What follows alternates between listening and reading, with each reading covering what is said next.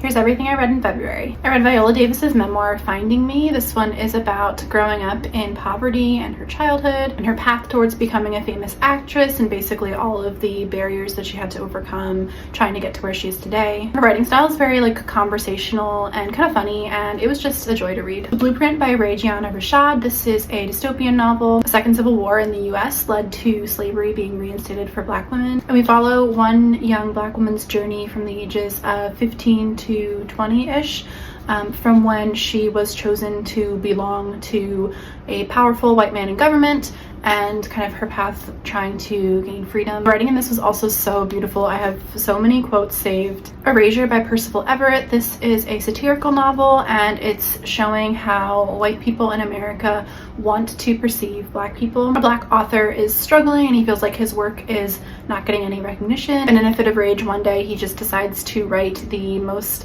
blatantly stereotypical book about the Black experience in America, trying to show how absurd and ridiculous all of these stereotypes are, and then lo and behold, all of America just eats it up. And it's a look at how it feels to be told that you're not Black enough. The Bluest Eye by Toni Morrison. This is my first Toni Morrison book. It's just devastating and haunting. A young Black girl named Pecola prays every day to be beautiful, and she's praying specifically to have blue eyes because that is the only way to be beautiful in this world around her that rewards white beauty standards. And it shows how multiple different people in her life over different time periods in her life have reinforced this worldview. And I think one of the most powerful parts of this book is in the foreword written by Toni Morrison, where she says that she wrote this book in such a way that she was hoping for people to be moved when they read it instead of being touched. And she thinks she failed. She doesn't think that it worked because people just feel sad when they read this instead of feeling moved. And I just think that that is really powerful. Shy Girl by Mia Ballard. I flew through this in like 2 sittings. It is a short horror novel. It's about a girl who finds a sugar daddy and she becomes